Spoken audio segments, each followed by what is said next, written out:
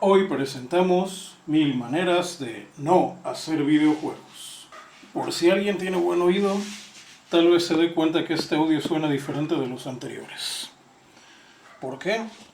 Porque estoy utilizando un sistema alterno de grabación, ya que porque el anterior está fallando, o mejor dicho, no hace lo que se supone que debe de hacer, y eso es muy malo para algo que hace un programador. Ya daré detalles de cómo funciona este sistema alterno de grabación, pero acostúmbrense a escuchar ruidos que no se escuchaban en el otro, y si esta cosa que me vendieron funciona también como dice, o yo soy un inepto para esto de grabar, tal vez hasta se oiga mejor. Me tomó días arreglar una PC enorme de alguien que es normie al menos en el asunto de las computadoras. ¿Qué puedo decir de esa reparación? Que es bastante común que a la gente le fastidie el arranque a las computadoras.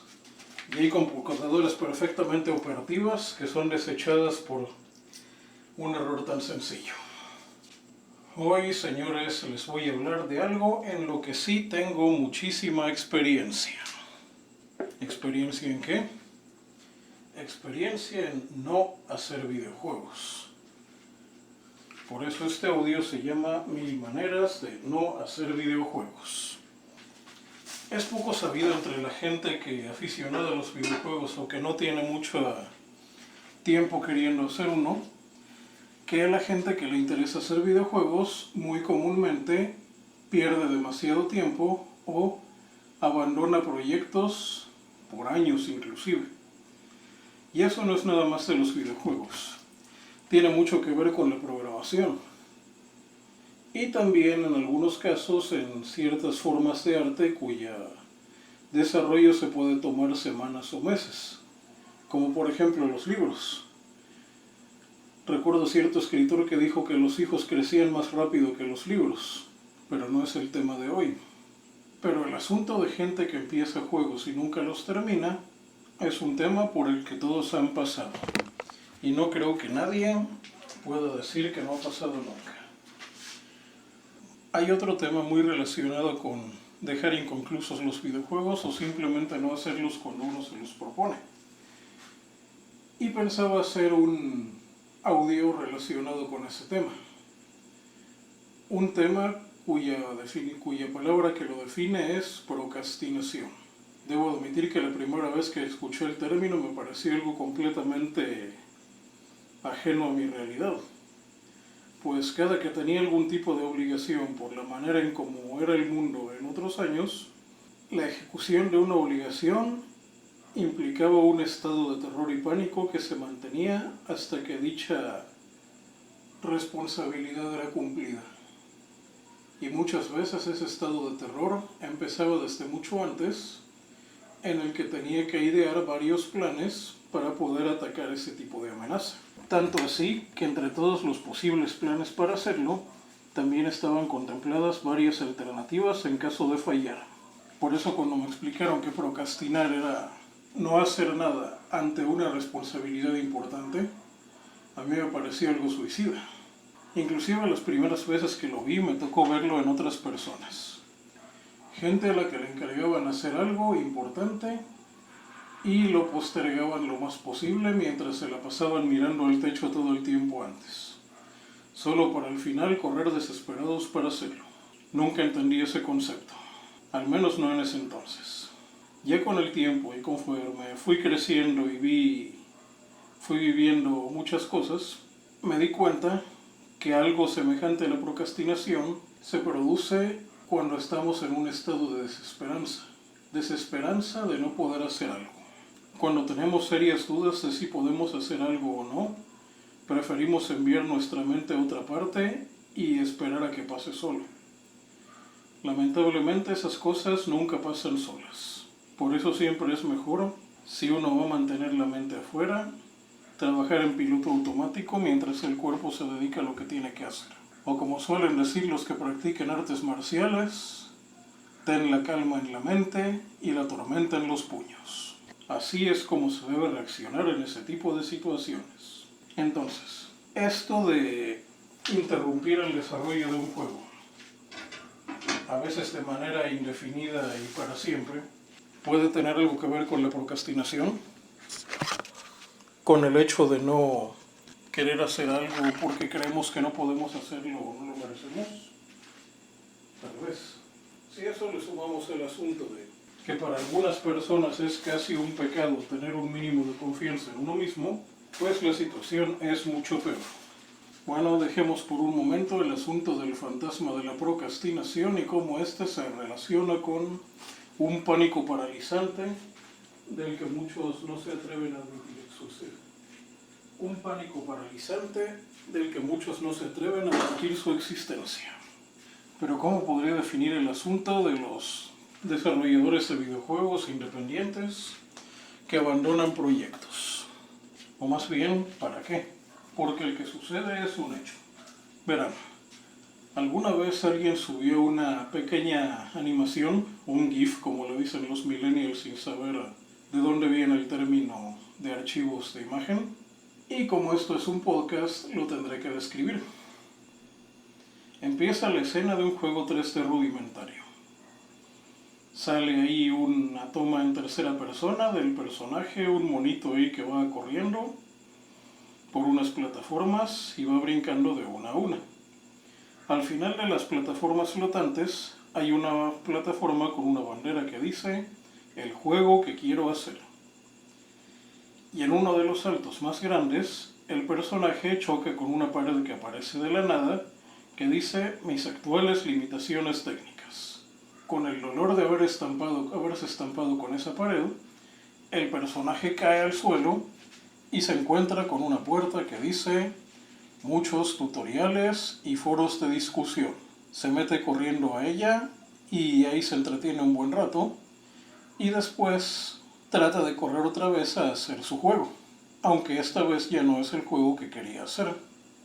Pero como siempre, antes de llegar al lugar donde quiere, pasan unas especies de, no sé si llamarlos paletas, barreras o vallas o cosas que lo avientan de la plataforma, que unas son falta de confianza, desorganización e indisciplina. Y hay una muy interesante, que parece no tener sentido, que dice en inglés The Office. De momento no entendí qué significaba la oficina. Tal vez se refería que el desarrollador tenía que ganarse la vida trabajando y por eso no podía hacerlo. Pero más adelante entendí que era lo que significaba. Al final cae y frente a él quedan 3 cuadros. Uno más pequeño que dice un juego, otro que dice temporada 2 y tercero este GIF. Así termina la animación.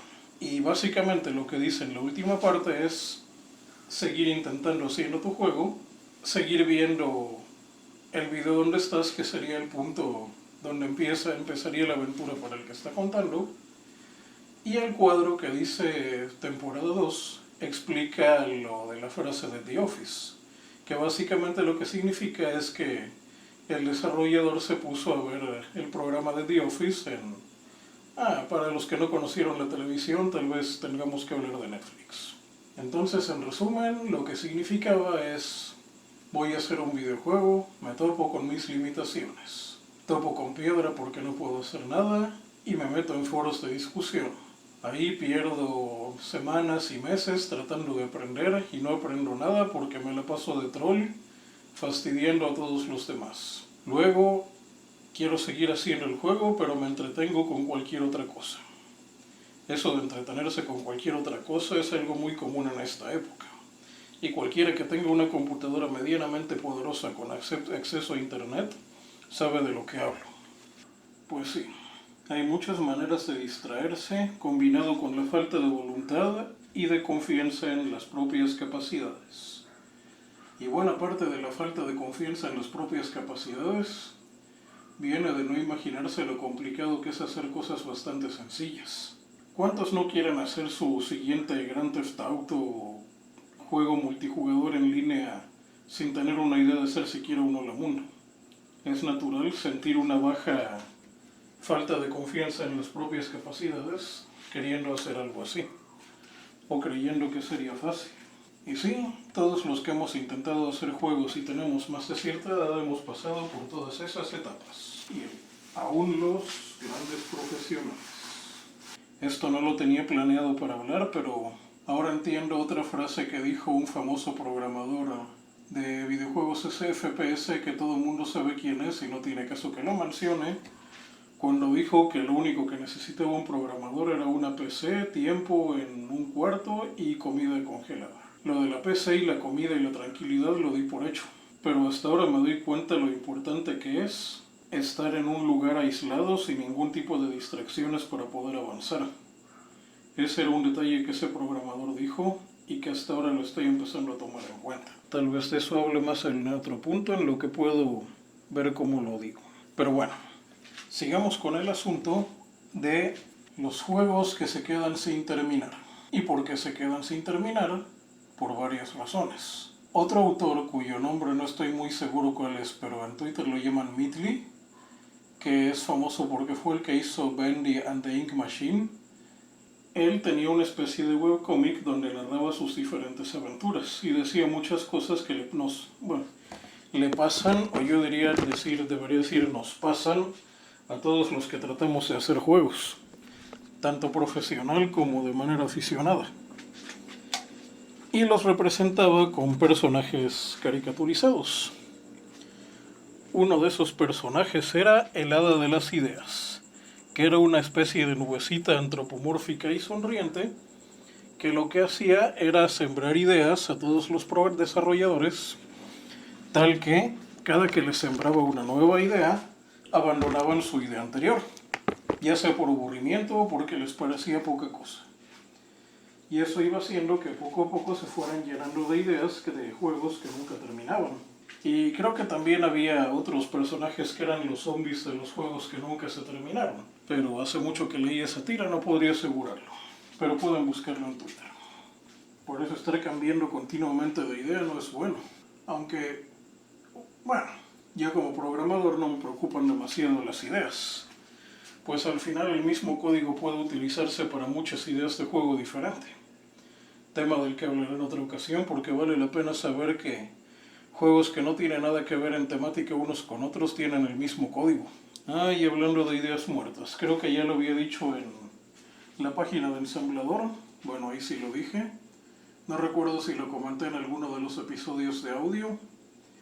Pero yo tengo una cosa que le llamo el cementerio de los sueños. Antes le llamaba el muro de los lamentos, pero para evitar conflictos internacionales le cambié el nombre.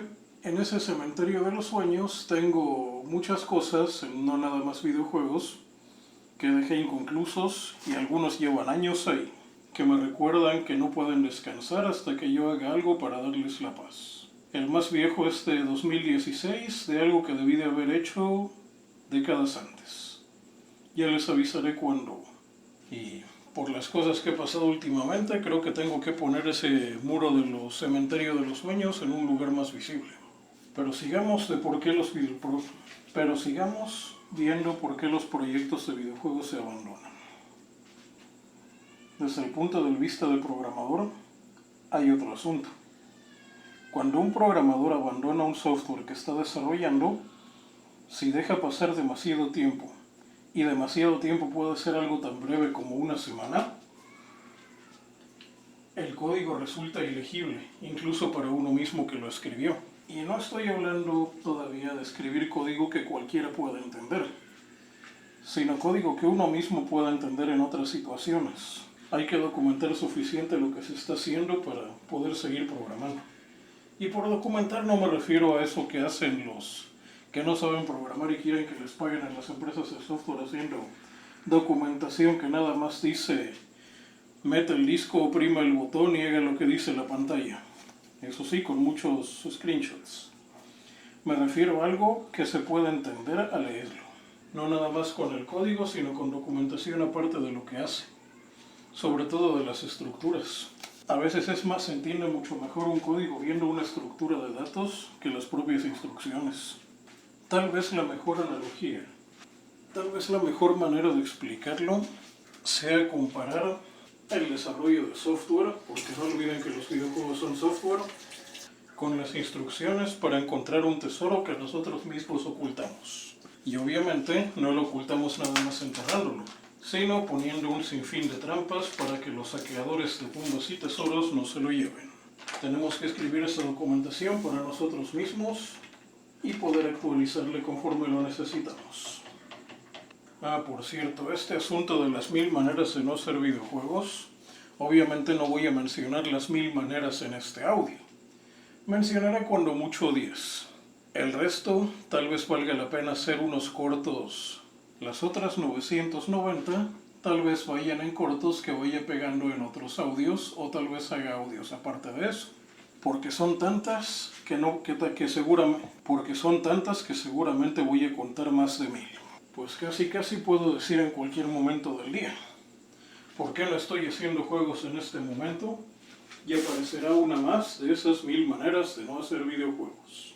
Y sí, para los millennials que no recuerdan lo que vieron en la pantalla la semana pasada, el nombre de este podcast de 1000 maneras de no hacer videojuegos viene de aquel programa de humor negro de 1000 maneras de morir, donde se presentan casos reales, pero obviamente maquillados para verse graciosos, de gente que terminó muy mal.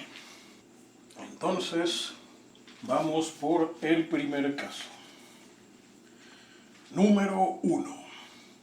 Hacer un juego fuera de tus capacidades actuales. En algunas motocicletas hay una advertencia muy buena que se puede leer junto a la llave de encendido. Dice: nunca vaya más rápido de lo que su nivel de habilidad le permita manejar.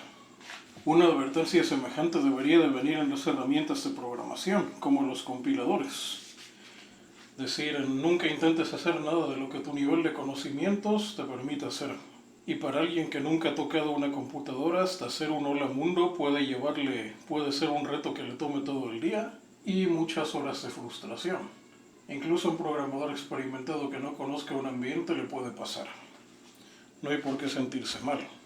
Pero si me pusiera en este momento a decir todo lo difícil que es hacer hasta juegos relativamente fáciles, supongo que eso decepcionaría a todos. Así que mejor veámoslo de otra manera. Poniendo un pie delante del otro y una piedra encima de otra, se pueden lograr muchas cosas. Y la primera piedra es tu hola mundo. Y a partir de ese hola mundo vas cada vez pintando píxeles, leyendo botones, viendo cómo programar cosas pequeñas, y poco a poco vas haciendo cosas más grandes. Bueno, eso es en el área de programación, en la que o sabes hacer algo y ya está hecho, o no tienes idea de qué hacer. Ya el resto del juego o se lo pides a alguien más o lo haces tú.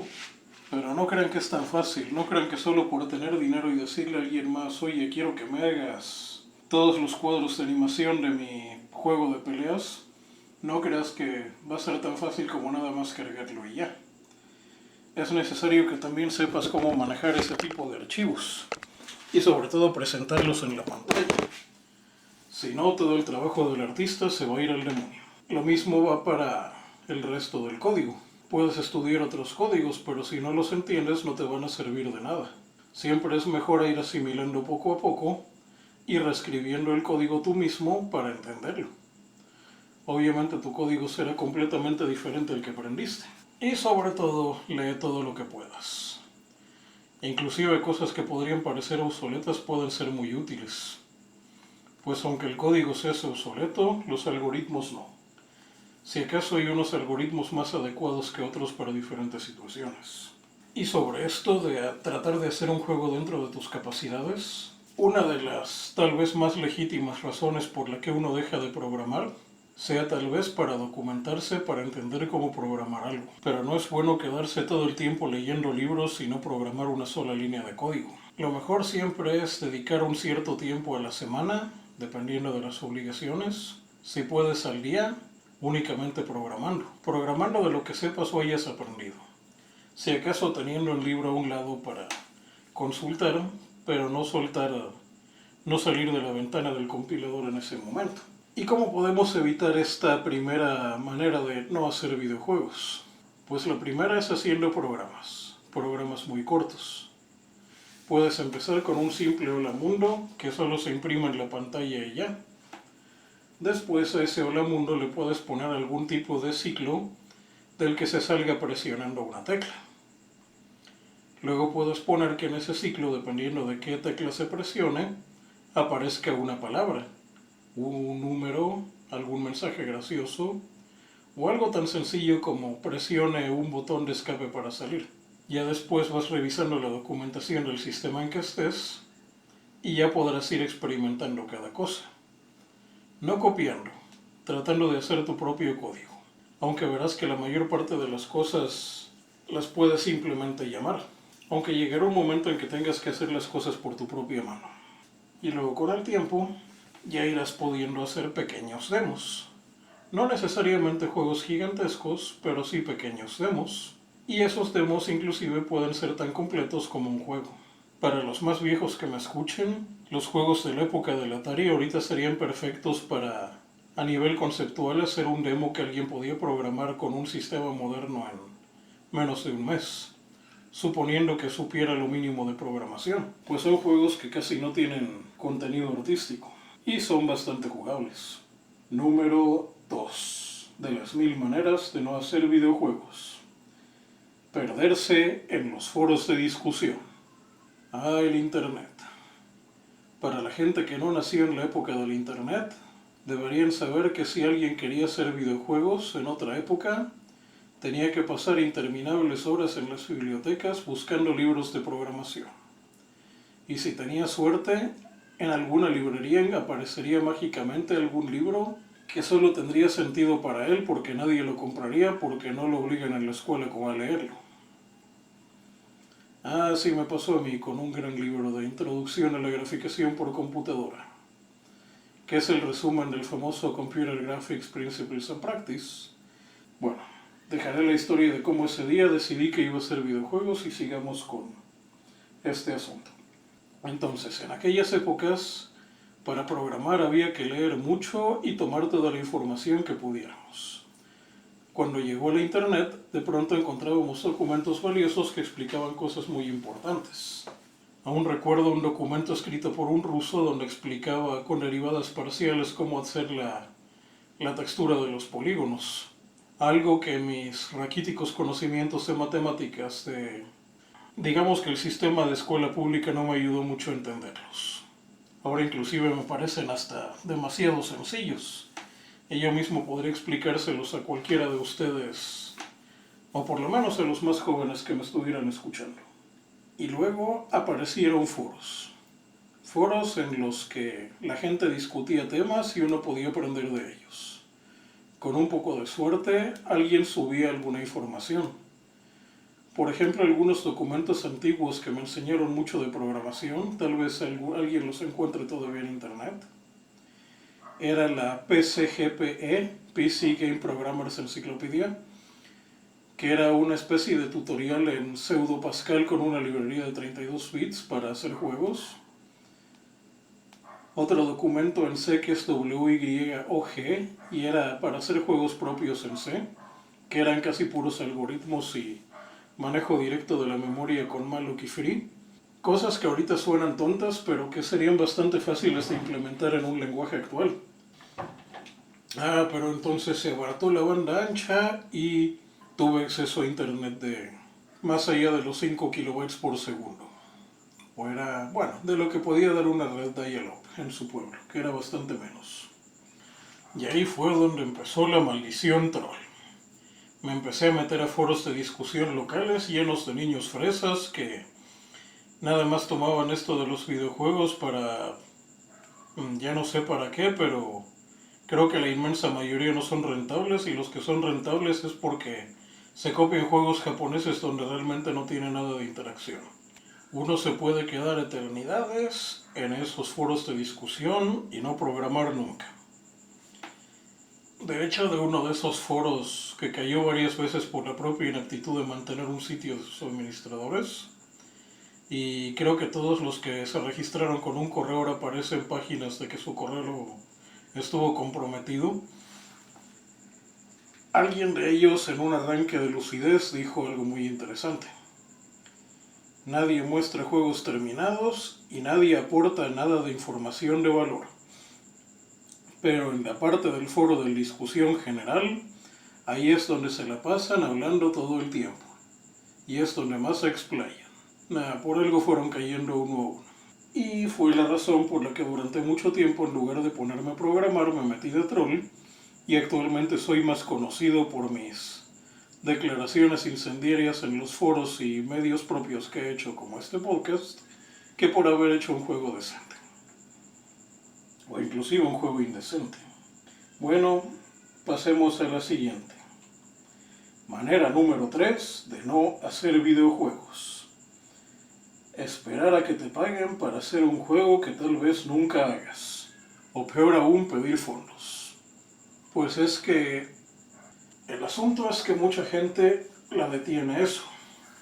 Creen que desde el momento que instalen las herramientas de desarrollo en su computadora, en ese momento les deben de pagar para hacer juegos. Pero no. Suponiendo que, como la mayor parte de las empresas de Occidente lo hacen, que empiezan pidiendo dinero prestado, aún teniendo ingresos, va a pasar mucho tiempo antes de que logren obtener ganancias. Y si lo hacen con medios propios, aunque sean raquíticos, porque por lo menos la parte de programación es barata en el sentido de que no requiere inversión material, hay gente que lleva estilos de vida muy caros. No hay manera de sostener ese estilo de vida abandonando un trabajo estable y dedicándote a hacer juegos. De hecho, lo más prudente es continuar con tu trabajo day job, trabajo de día, y utilizar el mejor tiempo que puedas para hacer tus proyectos. Y ya que la venta de tus juegos te dé algún tipo de negocio rentable, tampoco abandonar el trabajo del día, sino encontrar alguna manera de reinvertir el dinero para que obtener algún tipo de ganancia segura y constante que te permite seguir adelante. Pues el recibir dinero una vez no significa que siempre te va a ir bien. Es más, debería de confesarles algo. Ha habido épocas en las que yo mismo he logrado, ¿cuál sería el término para no meterme en líos? Juntar suficientes recursos para dedicarme día y noche a programar por temporadas bastante largas, y aún así el avance ha sido nulo, o al menos nulo en apariencia. Así que, si yo he pasado por esto, ¿qué les esperaría a la mayoría de ustedes? Pero tampoco se queden trabajando en algo nada más por comida, porque si no, puede que su oportunidad de programar se les vaya. Tengo que profundizar en esto en otro punto. Otro asunto con el querer tener dinero antes de hacer el juego es que si pides dinero, tienes que pagarlo. Y si el juego no se vende y tienes que pagarlo, estás perdido. Creo que ya había contado la historia del 6V y los $50,000. Que el pobre diablo casi pierde su casa. Y el 6V es un jueguito que habrá gente que pague por él. Manera número 4 de no hacer videojuegos. Dejar el YouTube de fondo y que te distraiga la publicidad o el efecto sabritas. Verán, hace muchos años, y es algo que yo solía hacer de niño, dejaba la televisión encendida y me ponía a hacer cualquier otra cosa. Si el programa no me interesaba, simplemente mi atención iba y venía, no me desconcentraba demasiado.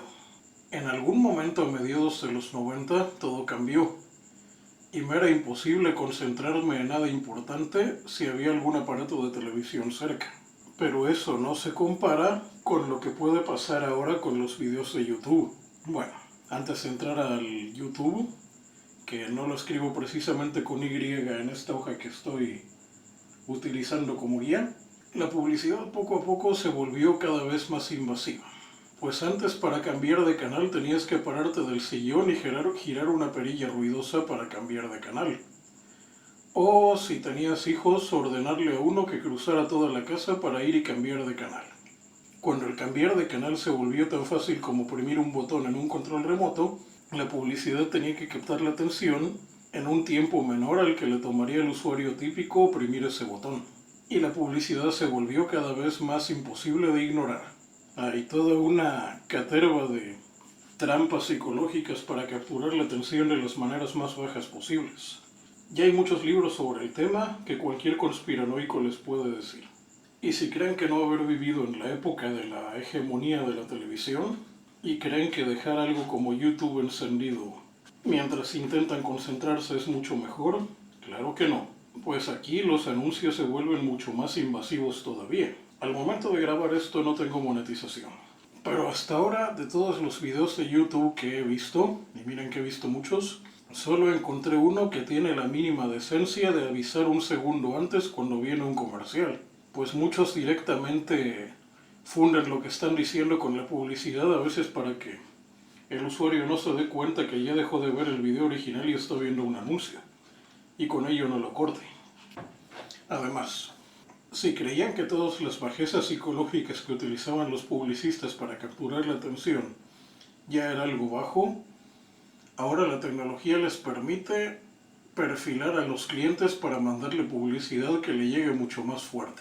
Así que ya saben por qué les salen esos anuncios. Es por los hábitos que tienen en internet. O a veces hasta creo por los ruidos que hay alrededor del teléfono. Ah, sí. También al describir este punto de 1000 maneras de no hacer videojuegos, se había mencionado el efecto Sabritas. Para los que no son del pueblo, Sabritas es una marca de frituras, papas fritas, cuyo eslogan era "a que no puedes comer solo una", refiriéndose que si tomas una, vas a tomar otra y otra hasta terminar la bolsa. Creo que las papas Pringles tienen un concepto muy parecido en inglés. Once you pop, you can't stop. O una vez que la abres, no puedes parar. Con el YouTube pasa algo muy similar. Y pasaba mucho más en la época en que los videos medían menos de 10 minutos. Sí, hubo una época en que los videos de YouTube medían menos de 10 minutos. Y era que veías uno, y después de verlo te ofrecían varios más, y elegías ver otro. Y así te pasabas viendo videos cortos de 5 minutos y decías, solo un video de 5 minutos más, y para cuando te dabas cuenta ya se había hecho de día. Y era de día cuando empezaste a ver los videos. De hecho, de pronto me encuentro gente que aún afirma ser capaz de hacer eso, de mantener hasta películas o series completas como fondo mientras están haciendo otra cosa. Una de dos. O esa gente no le interesa demasiado lo que hay en la pantalla, o sus actividades no demandan demasiada concentración, porque o no estaría entendiendo lo que pasa en la pantalla, o su rendimiento en el trabajo se vería muy mermado. De hecho, creo que no tengo que agregar que la mejor publicidad está hecha para atacar las inseguridades y debilidades de los usuarios. Por eso, una de las maneras de no hacer videojuegos es dejarse distraer por un medio que te puede jalar la atención. Nada como el silencio o, para los que prefieren música, tener tus archivos de música reproduciéndose de manera continua sin ningún tipo de intervención online. Pasemos a la siguiente. Forma número 5 de no hacer videojuegos. Querer programar en tu tiempo libre. Para los normies que se ganan la vida honradamente, como me gusta explicarle a los más pequeños que apenas van a empezar a trabajar, los adultos responsables no tienen tiempo libre. Simplemente tienen momentos en los que pueden funcionar a tope, momentos donde están funcionando al mínimo, y si su conciencia es limpia o no tienen conciencia, el momento en que están dormidos. El concepto de tiempo libre es una cosa abstracta. En una tira de Mafalda, la tira del argentino Quino, llega el papá de la familia del trabajo, llega así todo maltratado, con cara de desánimo, despeinado, sin rasurar y así hecho porquería. Llega Mafalda, la hija, y le dice al papá que lo acompañe. Llega y le muestra a la madre que se encuentra en ese momento lavando platos. Y le dice, mamá, a diario mandamos un padre a la oficina para que de allá nos regresen esto. Pues sí. El tiempo libre como tal es una ilusión. Se supone que hay un espacio en el que uno no está trabajando y no tiene otra cosa que hacer. Pero la mayor parte de la gente en ese tiempo se está tan gastada y tan mal, que no es capaz de hacer nada. Y hacer juegos es algo que demanda esfuerzo. En algunos viejos foros de discusión, Alguien sugería que el mejor momento para hacer juegos no es después de ir a trabajar, sino antes. Levantarse 1 o 2 horas antes y ya después de estar listo para trabajar, ponerse a hacer algo relacionado con los juegos. Y terminando ese tiempo, ya retirarse del trabajo y de regreso del trabajo tratar de descansar lo más posible. No sé qué tan conveniente sea esto, no voy a decir por qué, pero si alguien puede intentarlo, que lo intente y me diga. Pero parece que hay algo en la mente que se recarga cuando dormimos y se descarga a lo largo del día. Y ese maná, o como quieran llamarle, es muy importante para hacer juegos. Otro asunto con lo del tiempo libre es que además la gente que tiene un mínimo de contacto con otros humanos casi siempre tiene que dedicar el tiempo que no está trabajando en la fábrica por comida, lo tiene que pasar cumpliendo compromisos sociales en los que normalmente se le van la mayor parte de lo que gana. Punto extra para no utilizar los fines de semana o vacaciones para hacer juegos. Es más, hay un fenómeno que pueden ver los que frecuenten foros de discusión o grupos de Facebook o lo que exista para cuando este audio salga a la luz.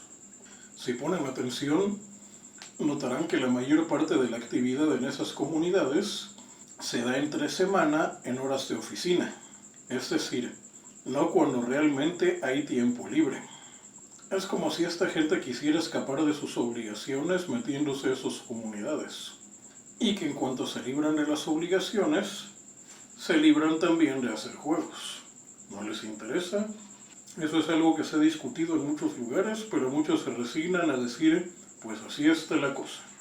De hecho, recuerdo que vi una universidad donde una de las carreras o cursos, o prefiero pensar que diplomado, era sobre administración del tiempo libre. Suena como algo bastante gracioso, pero si lo tomamos en serio nos damos cuenta de que el tiempo libre no lo manejamos bien. No dormimos lo suficiente, no nos alimentamos como debemos, ni nos organizamos de manera que podamos rendir al siguiente día. Por eso, señores, el tiempo libre es una ilusión. Simplemente hay tiempo de trabajo y tiempo para recuperarse. Por eso el tiempo para recuperarse no es libre, porque si no te recuperas, no vives. Y por vivir no me refiero en el sentido metafórico de andar ahí corriendo detrás de las mariposas. Por no vives me refiero a que tus constantes vitales llegan a cero. Entonces, ya que sabemos que el tiempo libre es una ilusión, tenemos que recuperarnos lo más que podamos de nuestro tiempo para recuperarnos, para tener más horas activas. Y dedicar algunas de esas horas activas, no nada más a ganarnos la vida o trabajar por comida, sino también para hacer juegos. Y tratarlas con el mismo carácter de pánico y arrojo con el que tomamos el trabajo por el que alguien nos paga, suponiendo que tengan la dicha. O cualquier otro tipo de obligaciones que alguien más fuerte que ustedes les imponga. Pasemos al número 6 de 1000 maneras de no hacer videojuegos. Esperar la inspiración. Ay, ¿saben? Una de las cosas que más me ha decepcionado de Twitter y el internet en general es que gente que yo admiraba tiene algunas cosas que no acaban de gustarme para nada, sobre todo en su forma de pensar. Pero luego, ya pensándolo bien, esas diferencias tan chocantes con mi forma de pensar propia hacen que su obra sea mucho mejor. Por ejemplo, William Gibson, un famoso escritor de género cyberpunk, que después me enteré que tenía unas ideas de un espectro político totalmente opuesto al mío. Bueno, pero había que tener ese tipo de ideas políticas para retratar como villano a empresas de tecnología multinacionales que esclavizan a la gente. Lo mismo podría decir de Stephen King, que es por eso que desarrolla así sus monstruos, como lo que alguien con esas ideas temería. Y es por eso que los villanos y monstruos de estos dos escritores me parecen tan buenos. Tal vez yo mismo me identifique con alguno de esos. ¿Y qué es el globo rojo? ¿Qué será? Nada, todos flotan. Bueno, Stephen King tenía una frase muy importante para los escritores o cualquiera que quiera hacer algún tipo de obra propia. Él decía: los escritores de verdad no se sientan a esperar que la inspiración les llegue. Simplemente se ponen a trabajar y ya. Bueno, eso puede explicar por qué muchos de los libros de Stephen King pasan muchas hojas en las que no ocurre nada. Y la inspiración le llegó, y sí, ahí podemos ver cuando llegó la inspiración. Buenos libros, pero hay que tener paciencia para leerlos. Entonces, si nos quedamos esperándonos a que nos llegue la inspiración, nunca vamos a hacer juegos. Peor aún, hay gente que dice que tiene que jugar muchos juegos para estar inspirado para hacer los suyos.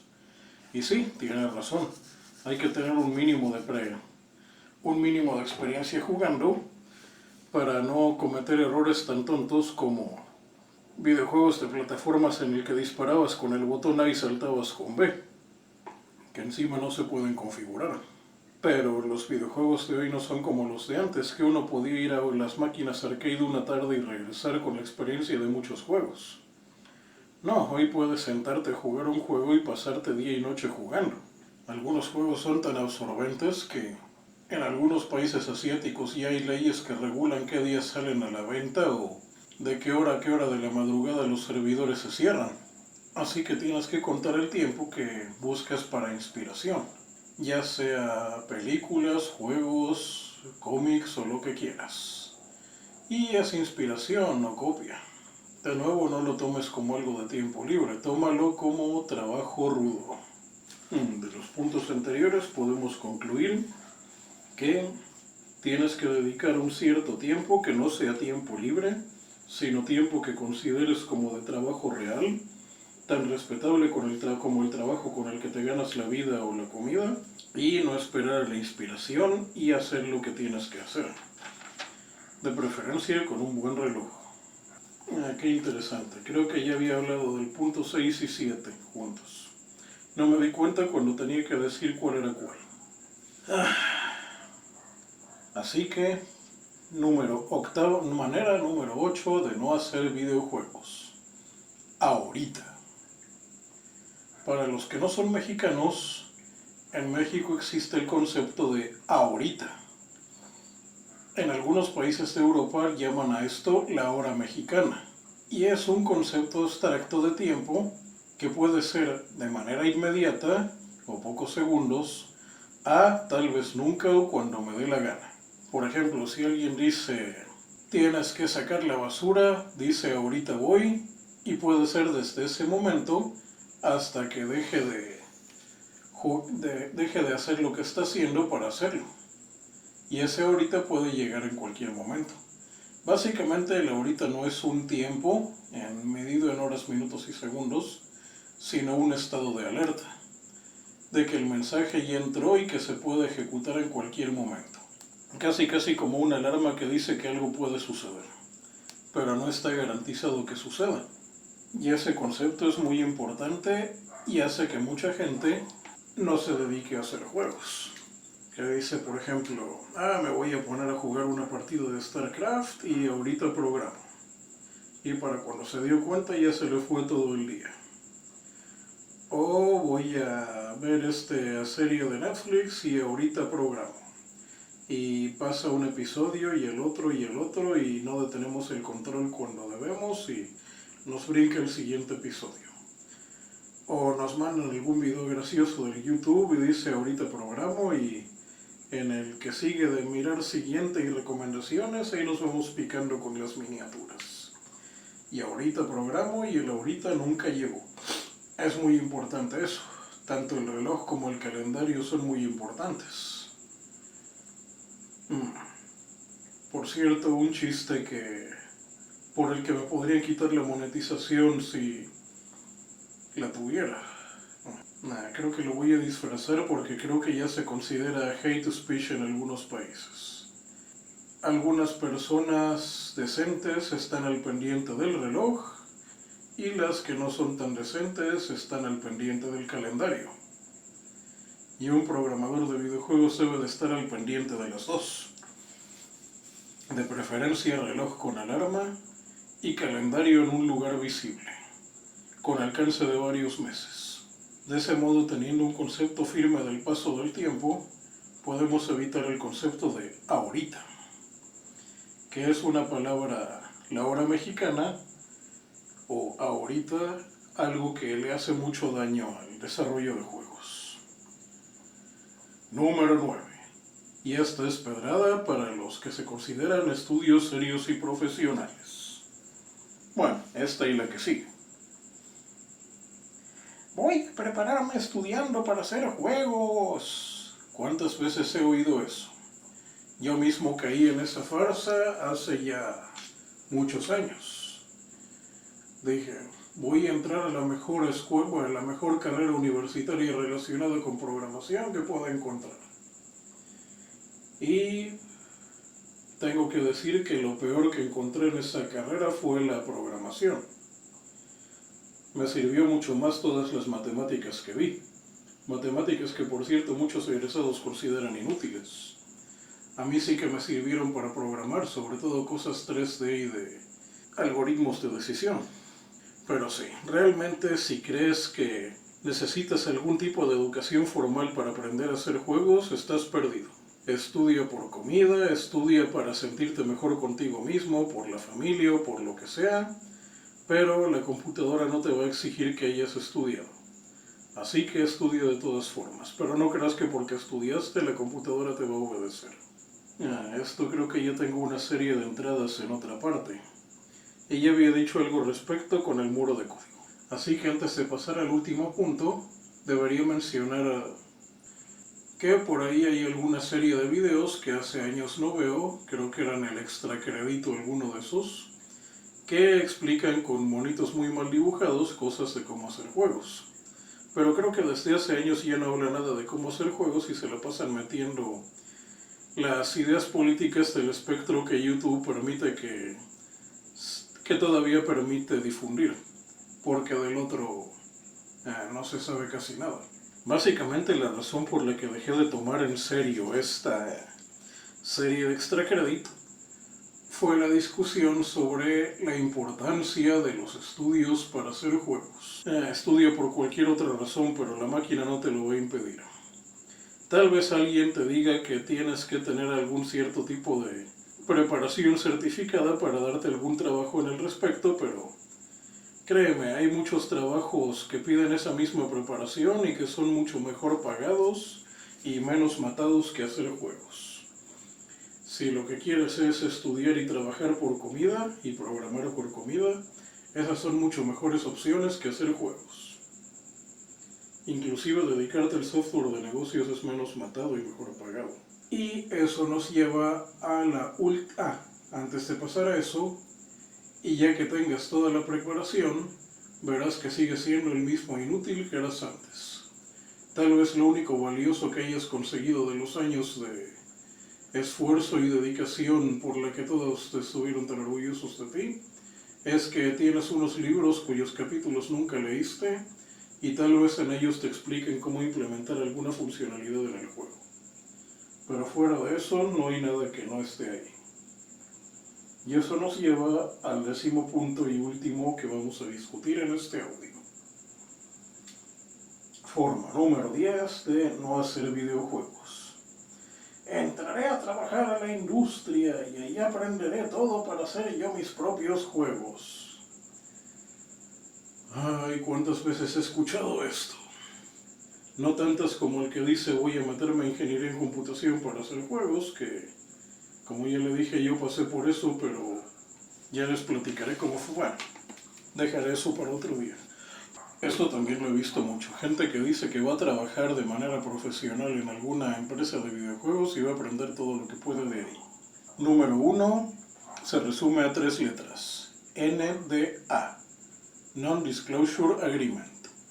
Es un contrato que en la mayor parte de las empresas te hacen firmar, que dice que nada de lo que veas dentro del negocio lo vas a poder revelar a ninguna parte y todo lo que hagas ahí no lo vas a poder utilizar para beneficio propio. Así que te fastidias. Todo lo que aprendiste ahí no lo vas a poder aplicar. Algunos inclusive te ponen una cláusula de que no puedes trabajar en algo relacionado con los videojuegos durante los siguientes años. Los videojuegos o la programación. Y bueno, eso ya de por sí es muy malo. ¿Qué otra cosa puede pasar cuando trabajas de manera profesional en la industria? Lo favorito de todos y de lo que ya me burlé en un video, que superó en dislikes al de donde me burlo de la industria, que el trabajo profesional en la industria es muy matado. Creo que a dos que hacían Crunch Time no les gustó ese video. Los obligan a trabajar horas extras sin paga y aunque le paguen no valoran lo suficiente. Trabajan demasiado, pierden lo que los normies llaman vida y al final acaban desarrollando problemas psicológicos. Eso significa que no te va a quedar tiempo para hacer tus propios proyectos. Y por supuesto, las herramientas son de uso privado y exclusivo y no las vas a poder utilizar para tus propios fines. Peor aún, a veces las herramientas son tan especializadas que aunque te permitieran llevártelas por tu cuenta, no podrías hacer nada con ellas. O dependerías demasiado del resto de gente con la que trabajas para poder hacer algo relativamente insignificativo. Pero esto ya lo había mencionado en otro audio cuando hablé sobre cómo los gringos hacían las historietas. Que cada quien va haciendo una pequeñez y entre pequeñez y pequeñez van armando cosas muy grandes. Nada que ver con lo que la gente se imagina que un autor hace una obra y si acaso tiene ayudantes que le llevan ahí los lápices. Nada de eso. Lo mismo pasa en los videojuegos. Y tal vez lo más peligroso de trabajar de manera profesional en la industria de los videojuegos es que tus propias ideas corren peligro. ¿Peligro de qué? Verán. Muchas empresas consideran que cualquier propiedad intelectual, o sea, cualquier cosa que se te ocurra que se pueda vender, les pertenece si esa propiedad fue hecha por alguno de sus empleados utilizando sus propios recursos. Así que si llegas a tener alguna idea para un juego, lo más seguro es que la empresa donde trabajas tome el control de esa idea y a ti no te dé nada. O peor aún, que si intentas desarrollar la idea por tu cuenta al margen de esa empresa donde estés trabajando, ellos inclusive te demanden y te quiten los derechos de tu obra. Es un riesgo a correr. Por eso yo aconsejo que no vale la pena trabajar de esta manera. Si realmente necesitas trabajar por comida, busca un trabajo que no te quite demasiados recursos, y por recursos me refiero a energía y tiempo, y vive con lo mínimo. Y aprovecha el tiempo. Bueno, como ya dije hace rato, no voy a mencionar las 1000 maneras de no hacer videojuegos en un solo audio. Tan solo manejé 10.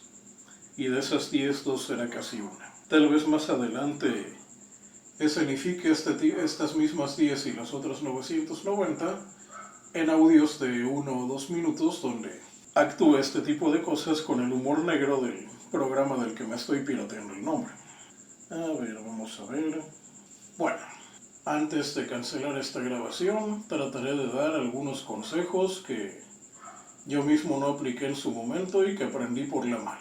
Consejos para evitar esto de las maneras de no hacer videojuegos. Ya había comentado en alguna nota de la página de Ensamblador que alguna vez quedé en una situación en la que estuve incomunicado por casi 2 semanas, o no llegó un mes, pero pareció más largo, y que programé mucho en ese tiempo. Hace un par de meses hubo una falla muy grande de energía en mi ciudad, tanto así que nos quedamos sin energía más o menos de entre las 11 de la noche y las 3 de la mañana, aproximadamente 4 horas. Mi teléfono todavía tenía bastante pila, pero no tenía acceso a internet y creo que en esas 4 horas fue cuando más le avancé a la lectura de los manuales de Intel, por lo menos en todo lo que va del año. Inclusive ya me estaba preparando para dormir en el piso cerca de una corriente de aire dejando la puerta entreabierta, porque es imposible dormir a 40 grados de temperatura con humedad de 70%, que era lo que había en ese momento. Pero finalmente la luz volvió entre 3 y 4 de la mañana y volvimos a nuestro aletargamiento digital habitual. Pero siempre es bueno tener algún tipo de aislamiento. Algo de hecho ya lo había mencionado cuando me quedé incomunicado por un tiempo, que es igual al fenómeno Dark Retreat o retiro en la oscuridad, que se dice que algunos monjes practican para llevar al máximo sus propias capacidades psíquicas, en el que se aíslan de todo contacto humano y permanecen en silencio mientras se dedican a su ayuno, entrenamiento y meditación. Algo parecido es bueno para los programadores, pero no demasiado porque, bueno, no he estado tanto tiempo en esa situación, pero dicen que estar demasiado tiempo así hace daño.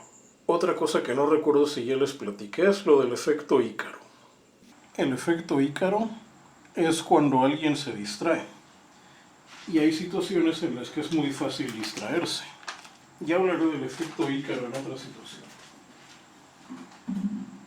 Pero tiene que ver con aquel personaje mitológico volador cuyas alas de cera se derritieron por quedarse jugando en el aire y acercarse al sol. En la propia mitología de este podcast y demás medios relacionados, Ícaro se representa como un ser humanoide alado que se lleva a los programadores de ese punto de concentración donde están, los eleva por los aires y los arroja donde no deberían de estar. La concentración es algo muy importante y hoy en día hay muchos recursos para asegurarse de acabar con ella. Por eso hay que hacer todo lo posible para defender la concentración.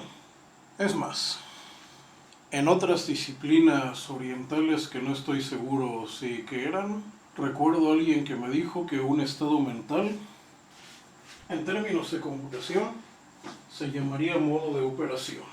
Los que saben un poco de psicología o cosas del cerebro lo llamarían estado mental.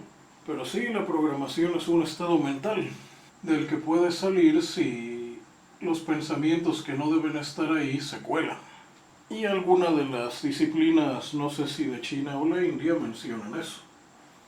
Que el control de la propia mente te da ese estado mental para hacer las cosas. Y hoy en día hay todo un aparato destinado a destruir ese estado mental. Debes de protegerlo a toda costa. ¿Y cómo lo protegemos?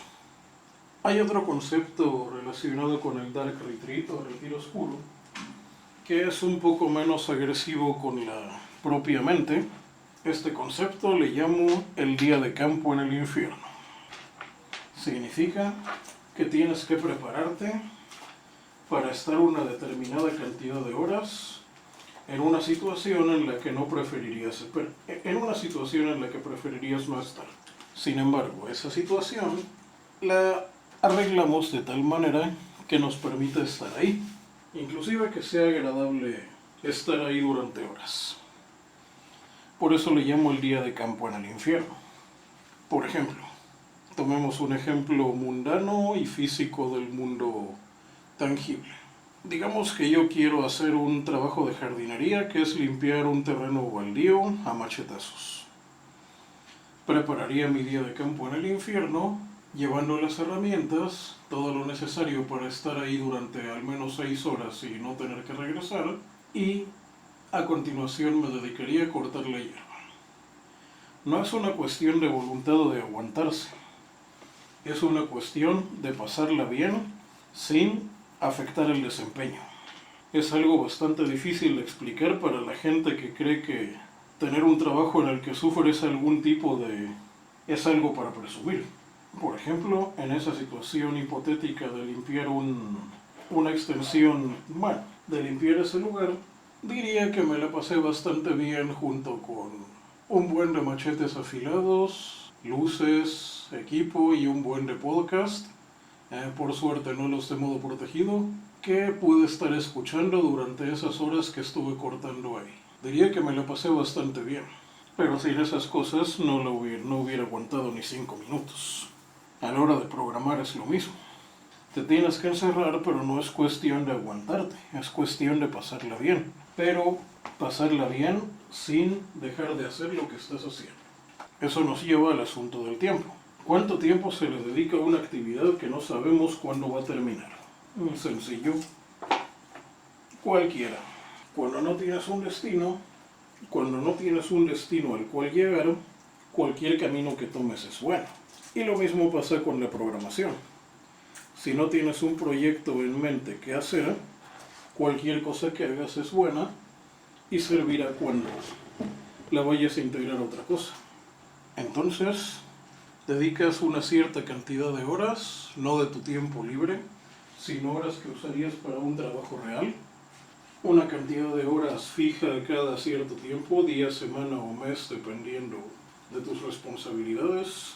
Entonces, dedicar un espacio, tomarlo como si fuera un trabajo y no en tiempo libre donde deberías estar descansando, y pasarla bien, y llevar todo lo necesario para pasarla bien mientras programas, sin distraerte. Hay otro asunto también con esto de la programación. Los lenguajes van y vienen, la tecnología se hace obsoleta, pero los algoritmos son inmortales. Nunca está de más aprender un algoritmo. Si quieres saber la diferencia entre un algoritmo y un código, es sencillo. Un algoritmo lo puede entender alguien que no tiene idea de lo que es una computadora. Si puedes explicarle un procedimiento a alguien que no sabe nada de computadoras, eso es un algoritmo. Así que nunca está de más tratar de implementarlos, primero en papel y luego en cualquier lenguaje que manejes en ese momento. Sí, como saben, yo soy un loco del ensamblador. Y no es lo mismo el ensamblador de hoy que el de hace 20, 30 o 40 años. Cada que la computadora evoluciona hay nuevas instrucciones. Pero los algoritmos siguen siendo los mismos. Algunos algoritmos de ordenación y búsqueda tienen 50 o 60 años.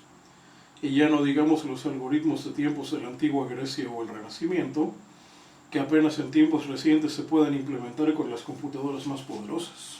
Hay otro detalle sobre lo de terminar proyectos.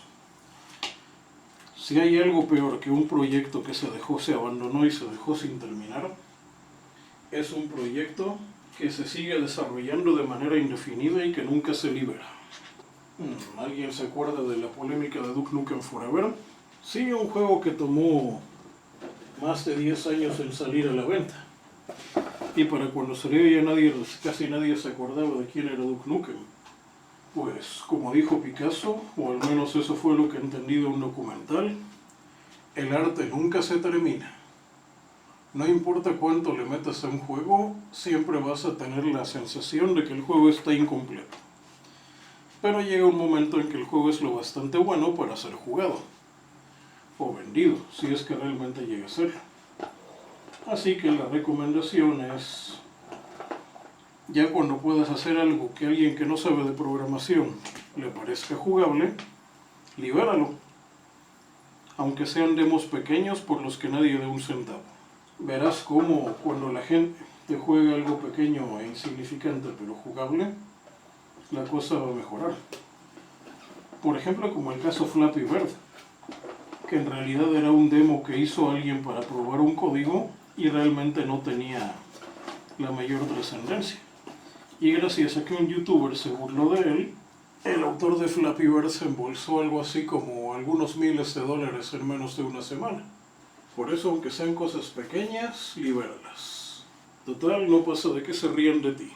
A veces es mejor que la gente te recuerde por algo mediocre que hiciste, a que nunca se haya enterado de tu existencia.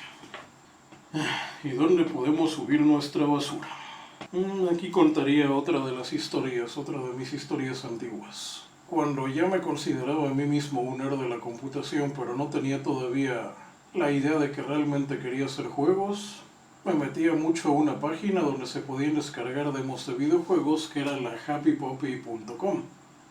Esa página ya no tiene nada que ver con lo que fue en su momento, pero era una página donde se descargaban demos de juegos o shareware, o sea, software que se podía utilizar era software libre, para uso libre. No existía el concepto todavía de software libre como lo conocemos, o al menos no era tan popular. En esos tiempos, cuando jugaba juegos como Descent, Necrodome, que nadie se acuerda de él, Y los incontables FPS, creo que ahí fue donde descargué el primer demo de Quake. En ese tiempo decía, si yo hago juegos, quiero subirlos ahí. Obvio, para cuando pude hacer juegos, esa página ya había desaparecido. Y peor aún, llegó la ola de Flash. ¡Ugh, qué asco!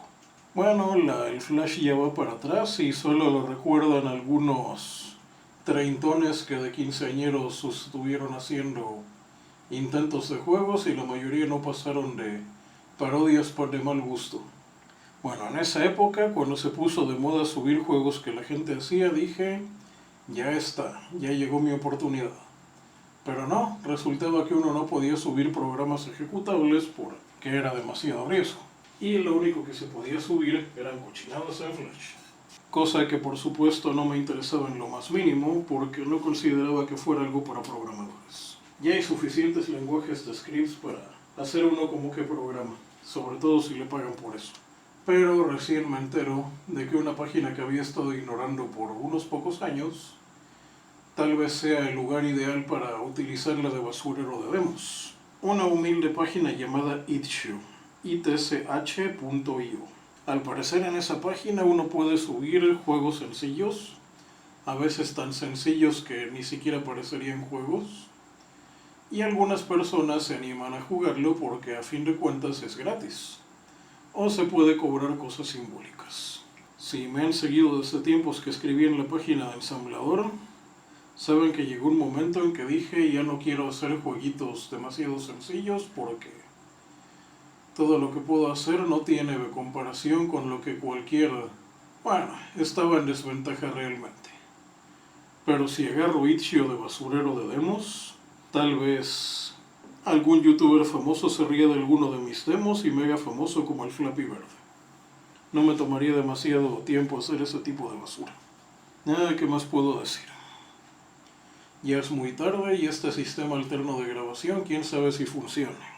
Grabé un total de 1 hora con 50 minutos y 37 segundos, hasta el momento. Casi 2 horas. Ya veremos de esas 2 horas cuánto sale luego de la edición. Y más adelante, prepárense para la sección alternativa de 1000 maneras de no hacer videojuegos. Fin por ahora.